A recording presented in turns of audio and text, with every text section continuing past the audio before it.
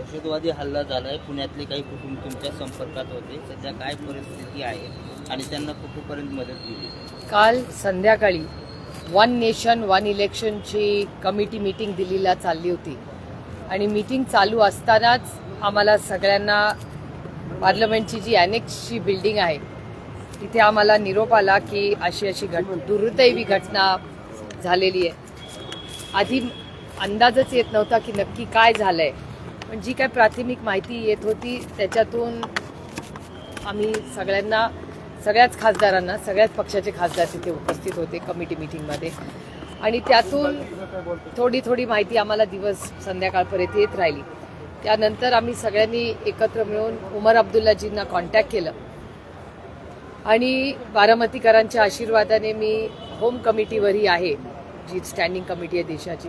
त्यामुळे होम मिनिस्ट्रीच्या काही अधिकारी, उमर अब्दुल्लांचं ऑफिस, या सगळ्यांना तातडीने सोशल मीडियाचा वापर करून, ट्विटरचा वापर करून, फोन, या सगळ्या माध्यमातून आम्ही सगळ्याच पक्षाचे खासदार तिथे उपस्थित होते. आम्ही सगळ्यांनी पाठपुरावा करायला सुरुवात केली आणि त्यानंतर आम्हाला माहिती आली की पुण्याचे 2 लोकांना कदाचित त्यांना गोळ्या लागलेल्या आहेत, कदाचित, काही कन्फर्म बातमी नव्हती. आणि नंतर त्या ज्यांच्या घरी ही घटना झाली, मी काही नाव वगैरे सांगत बसणार नाही कारण हे खूप सेन्सिटिव्ह इश्यूज आहेत, त्यांच्या घरातल्याच लेकीचाच आम्हाला फोन आला की असं झालेलं आहे आणि अशी परिस्थिती आहे. ही खूप दुर्दैवी, कितीही आपण सगळ्यांनी त्याचा निषेध केला तर कमीच आहे. याच्याबद्दल हा खूप गंभीर विषय आहे आणि मला असं वाटतं जोपर्यंत होम मिनिस्ट्री एक ऑफिशियल स्टेटमेंट करत नाही, माझ्यासारख्या लोकप्रतिनिधींनी अतिशय जबाबदारीने स्टेटमेंट्स केली पाहिजेत, कारण का विषय सेन्सिटिव्ह आहे. अजूनही अनेक लोक अनेक भागांमध्ये अडकलेली आहेत. पूर्ण ॲडमिनिस्ट्रेशन, होम मिनिस्ट्री असेल, JNKचं स्टेट ॲडमिनिस्ट्रेशन असेल, हे पूर्णपणे काल दुपारपासून अतिशय ॲक्टिव्ह पद्धतीने सगळ्यांना मदत करायचा प्रयत्न करतोय. त्याच्यामुळे मला सगळ्यांनाच विनंती राहील आणि माझ्यापासून त्याची मी सुरुवात करीन की आता ही टीका टिप्पणी करायची वेळ नाही. आता पहिले आपले भारतीय लोक सुरक्षित आहेत ह्याला प्राधान्य देणं गरजेचं आहे. आणि मी एवढीच विनंती करीन की एकदा माननीय प्रधानमंत्री आणि माननीय होम मिनिस्टर यांनी या सगळ्याचा आढावा घेतल्यानंतर त्यांनी एक ऑल पार्टी मीटिंग बोलवावी आणि आम्हालाही ब्रीफ करावं आणि देशालाही ब्रीफ करावं की काय परिस्थिती आहे. पण आम्ही सगळे जी कुटुंब आत्ता काश्मीरमध्ये अडकलेली आहेत, महाराष्ट्रातली कुणाच्या मतदारसंघातली, कुणाच्या कुटुंबातली, कुणाच्या नात्यातली, त्या प्रत्येकाला जे आहेत तिथे तुम्ही राहा, तुम्हाला मदत लागणार असेल तर लागेल. आज बारामतीतले काही आमचे वकील आहेत जे आज त्या भागात आहेत, ते योगायोगाने बघा त्या सोनमर्गला जायचा त्यांचा प्रोग्राम होता, तर त्यांना आर्मीनी आधार दिलेला आहे आणि आर्मी म्हणलेली आहे तुम्ही काळजी करू नका, तुम्ही सेफ आहात. मी काली रात्री त्यांच्याशी बोलले, आजही बोलले. वनिता बनकरताई आमच्या, त्या ज्योतिताई झुरोंगे आमच्या, त्या तिथे अडकलेल्या आहेत. ज्योतिताईंचा आत्ताच रश्मी कामटेकरला फोन आला होता आणि आता ती रश्मीला असं एका फोनवर सांगत होती की आम्हाला परत येण्याची तिकीटं फार महाग पडतात. त्याच्यामुळे मी आत्ता राम नायडूजींना आत्ता कॉन्टॅक्ट केलेला आहे, पण ते दुसऱ्या फोनवर व्यस्त होते, सगळेच कोऑर्डिनेशनमध्ये व्यस्त आहेत. तर मी रेल्वे मंत्रालय आणि ट्रान्सपोर्ट, जे स्टेट ट्रान्सपोर्ट आहे, आणि विमान मंत्रालयाला तिघांनाही विनंती करीन ही काय प्रॉफिट करण्याची वेळ नाही, ही माणुसकीची वेळ आहे. जसे जमेल, ज्यांना इच्छा असेल त्यांना सुखरूप घरी आणण्याची नैतिक जबाबदारी ही आपल्या सगळ्यांचीच आहे. त्याच्यामुळे आता तिकिटाचा भाव काय वगैरे ह्याच्यात न पडता जितकी विमानं लावून जितक्यांना घरी यायचं आहे त्यांना तातडीने, जे जमेल, ज्यांना इच्छा असेल त्यांना सुखरूप घरी आणण्याची नैतिक जबाबदारी आपल्या सगळ्यांचीच आहे. त्याच्यामुळे आता तिकिटाचा भाव काय वगैरे ह्याच्यात न पडता जितकी विमानं लावून जितक्यांना घरी यायचं आहे त्यांना तातडीने सरकारने यंत्रणा लावून घरी आणलं पाहिजे, अशी माझी आग्रहाची एक माणुसकीच्या नात्याने विनंती असते. एक पर्यटकांचा व्हिडिओ आलाय की त्यांची विमान तिकीट लांब आहेत, म्हणजे 4 दिवसावर 5 दिवसावर, त्यांची व्यवस्थित लवकर सुटका करावी अशी त्यांची मागणी आहे. व्हिडिओ त्याने प्रसारित सुद्धा केलाय. विमान मंत्री आपल्या पुण्याचेच राज्यमंत्री आहेत, काय सांगाल आता हे लवकर? मी कॅबिनेट मिनिस्टर राम मोहन नायडू, मी आत्ताच तुम्हाला म्हणलं की जे कॅबिनेट मंत्री आहेत मुरली अण्णा मोहोळी आहेत, मी ऍक्च्युली राम मोहन नायडूंनाच कॉन्टॅक्ट केलं होतं. त्यांचा फोन येईलच 1-2-4 मिनिटात. मी त्यांनाही विनंती केली की शक्य असेल आणि मी ट्विटद्वारे रेल्वेमध्येही ज्यांना मुव्हमेंट करता येईल, काही लोक हायवेनी कदाचित जाऊ शकतील, अनेक ट्रान्सपोर्टची कनेक्टिव्हिटीज आहेत. कोणी स्टेट ट्रान्सपोर्ट म्हणजे एसटी जशी आपल्याकडे आहे तशी जी स्टेट ट्रान्सपोर्ट आहे जम्मू काश्मीरची, जे काही ट्रान्सपोर्टचे माध्यम असतील त्या प्रत्येक माध्यमाचा उपयोग करावा. कारण का अनेक ठिकाणी लोक पॅनिक झालेली आहेत, नातेवाईक पॅनिक झालेले आहेत. अनेक लोकांचे फोन येत आहेत जे पुढच्या आठवड्यात काश्मीरला जाणार आहेत ते कॅन्सल करतायत. त्यामुळे टुरिस्ट इतकं सुंदर पद्धतीने सगळं तिथे चालू असताना एवढं मोठं दुर्दैवी घटना काल झालेली आहे. त्याच्यामुळे सगळे अर्थातच घाबरलेले आहेत. पण आता आपल्याला लोकांना मदत करण्याची ही वेळ आहे. त्याच्यामुळे पुढचे 48 तास सगळ्यांची सुरक्षितता सुखरूप असणे, लहान मुलं, ज्येष्ठ नागरिक त्यांना मदत देणं, याच्यातच मला असं वाटतं आपण सगळ्यांनी वेळ दिला पाहिजे.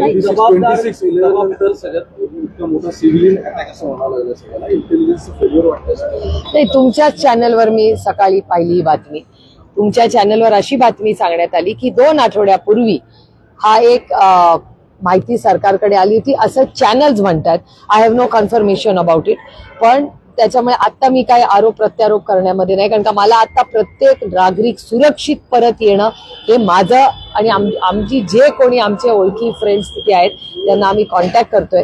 त्यामुळे अर्थातच इंटेलिजन्स फेलियर आहे का नाही, जर वर्तमानपत्र आणि TV पाहिला तर जे रिपोर्टिंग येतंय जम्मू अँड काश्मीर मधून त्याच्यात सांगण्यात येते की 15 दिवसापूर्वी काहीतरी असं इंटरसेप्ट झालं होतं. आता झालं का नाही मला असं वाटतं आपण एखादा दिवस थांबूया, होम मिनिस्ट्रीकडून काय ऑफिशियल स्टेटमेंट येत आहे त्याची वाट बघूया आणि त्याच्यानंतर अर्थातच हे प्रश्न आम्ही सरकारला नक्कीच विचारू.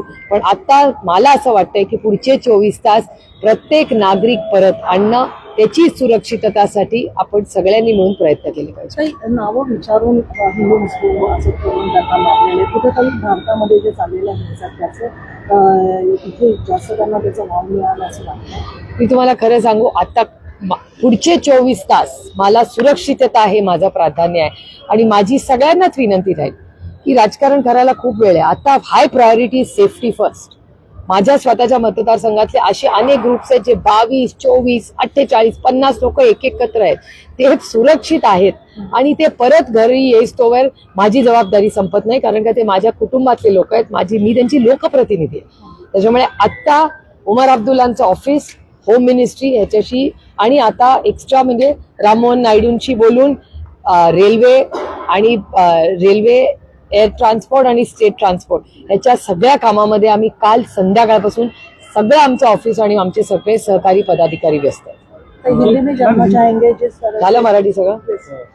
पहलगाम में जिस तरह से टेररिस्ट अटैक हुआ है, कई लोग मारे गए हैं, क्या बताएंगे इसके बारे में? ये जो घटना कल पहलगाम में हुई, कल 1 नेशन 1 इलेक्शन की मीटिंग दिल्ली में चल रही, दिल्ली में हम लोग सब वहाँ थे, हर पार्टी के सांसद वहाँ थे और तभी हमें पहली बार मैसेज आया कि ऐसी घटना हुई है.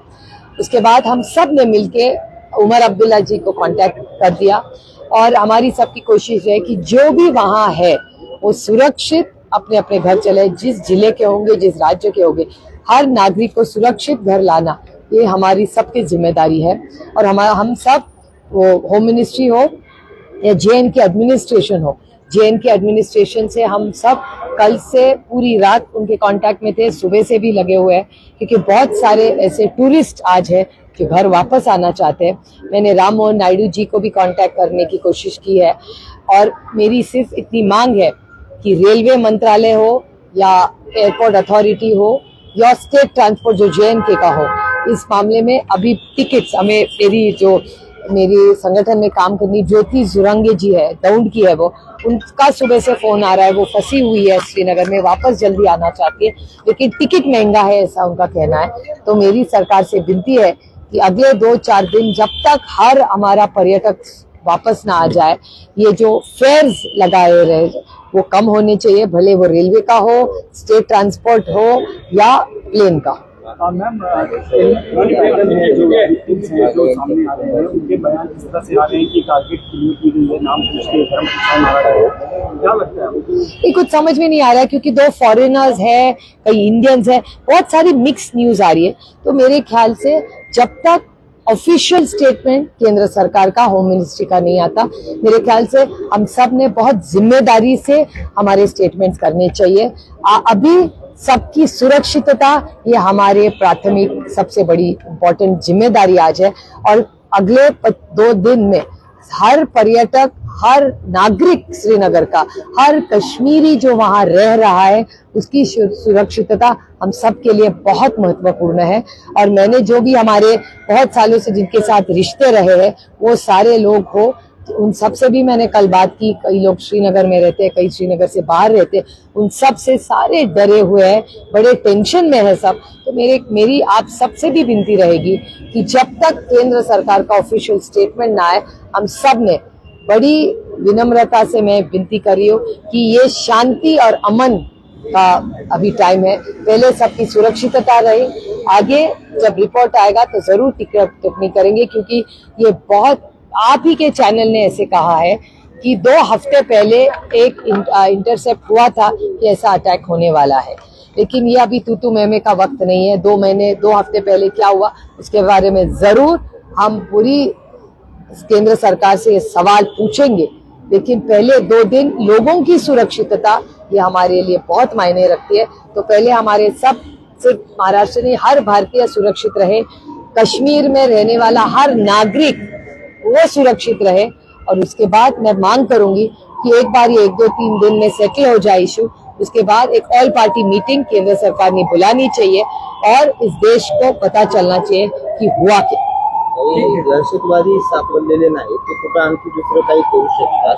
सर्च ऑपरेशन सुरू आहे, मात्र फोटोज पुढे येत आहेत. एवढे हल्ले तर गेले कुठं, हा खरा प्रश्न आहे. हे त्याच्यामुळे आपण होम मिनिस्ट्री काय करते ऑफिशियल स्टेटमेंट त्याची वाट बघूया ना. कारण का काल माननीय होम मिनिस्टर तिथे गेलेत, प्रधानमंत्र्यांनी आज सकाळी रिव्ह्यू घेतलाय.